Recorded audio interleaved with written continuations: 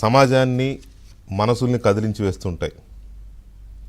పర్టికులర్గా రాజ్యం చేసే హింస శృతిమించినప్పుడు సమాజం మొత్తం అట్టుడికిపోతుంది. వ్యక్తులుగా మనుషులుగా చాలా అవలక్షణాలు ఉంటాయి. ఆ మనుషులు అప్పుడప్పుడు అకృత్యాలు లేకపోతే రాక్షస పనులు చేస్తూ ఉంటారు. అది వాళ్ళ మనస్తత్వము, లేకపోతే అది వాళ్ళు పెరిగిన వాతావరణం, అదేదో అనుకోవడానికి అవకాశం ఉంది. బట్ రాజ్యాంగం పరిధిలో ఉండాల్సిన రాజ్యం అంటే చట్టం. ఆ చట్టం పౌరులకు రక్షణ కల్పించాల్సిన చట్టం శృతి మించితే ఎలాంటి పరిణామాలు వస్తాయంటే ప్రజల్లో తిరుగుబాటు వస్తుంది. ఈజిప్ట్లో చూసాం, శ్రీలంకలో చూసాం, మొన్న బంగ్లాదేశ్లో చూసాం.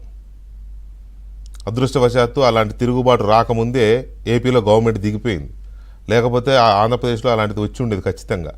ఇంత ఖచ్చితంగా ఎలా చెప్పగలుగుతున్నామంటే గడిచిన 4 రోజులుగా ఏబిఎన్గా మేము కానీ, ఆంధ్రజ్యోతి పత్రికగా మా పత్రిక కానీ, మొత్తంగా ఆంధ్రజ్యోతి మీడియా హౌస్ ఇన్వెస్టిగేట్ చేసి ఇస్తున్న స్టోరీల పరంపర 4 రోజులుగా.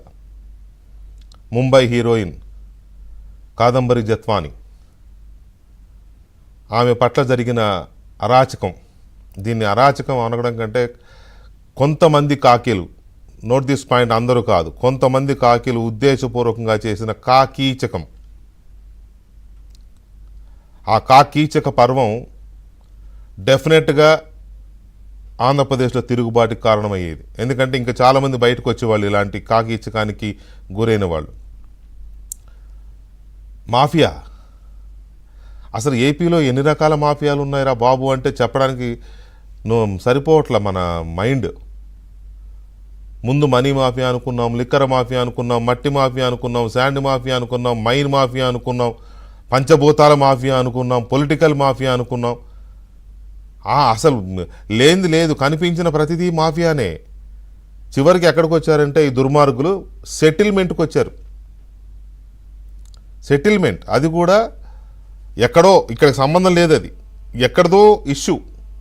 ఆ ఎక్కడదో ఇష్యూని ఇక్కడ సెటిల్ చేసి డబ్బులు తీసుకుని ఒక ఆడపిల్ల జీవితంతో ఆడుకుని ఆ అమ్మాయిని ఇంకెన్ని రకాలుగా టార్చర్ చేశారో, ఎన్ని రకాలుగా అబ్యూజ్ చేశారో అమ్మాయి పూర్తిగా చెప్పడం లేదు, కానీ సెటిల్మెంట్ చేశారు దుర్మార్గులు.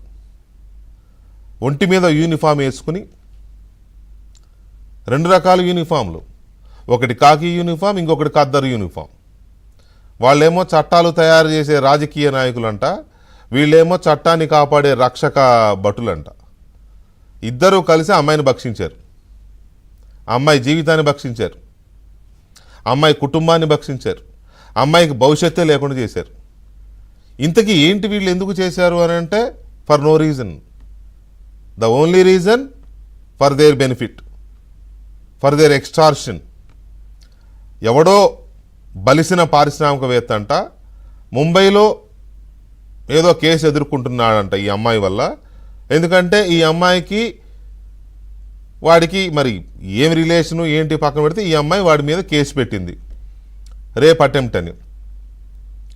ఆ కేసు అక్కడ ఉంటే వాడు పెద్ద ఫ్యామిలీ కాబట్టి, జిందాల్ అనే పారిశ్రామికవేత్తల కుటుంబం కాబట్టి అక్కడ అల్లరైపోద్దని చెప్పి అక్కడ కాకుండా దీన్ని ఇంకెక్కడైనా క్లోజ్ చేయించాలి, ఈ అమ్మాయితో కేసు విత్డ్రా చేయించాలి.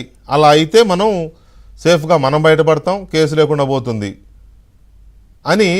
మరి ఎన్ని కోట్ల రూపాయలు చేతులు మారినాయో జగన్మోహన్ రెడ్డి గారి హయాంలో. జగన్మోహన్ రెడ్డి గారు కానీ, వాళ్ళ అనుచరులు కానీ, వాళ్ళ సలహాదారులు కానీ, వాళ్ళ ముఠా కానీ, ఆ గ్యాంగ్ కానీ ఏదో 5కి 10కి కేసులు సెటిల్ చేసే గ్యాంగ్ కాదు కదా అది.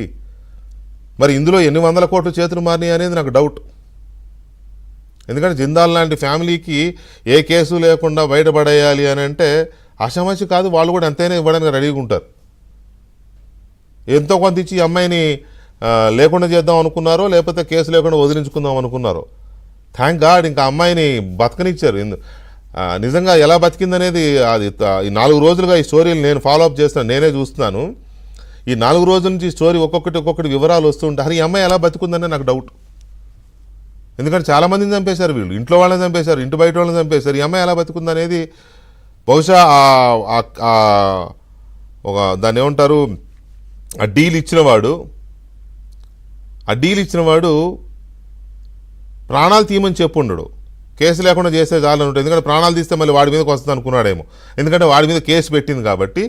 ఇప్పుడు ఆ అమ్మాయికి ఏం జరిగినా పలానా వాడు చేయించాడని ఎవరైనా రేపు మహిళా హక్కులో లేకపోతే పౌర హక్కులో లేకపోతే రాజకీయ పార్టీలో ఏవో ఉంటాయి కదా, ఏ సమాజంలో వాయిస్కి ఏం తక్కువ పోలే, ఏదో ఒక రూపంలో వాయిస్ రేజ్ అవుతుంది.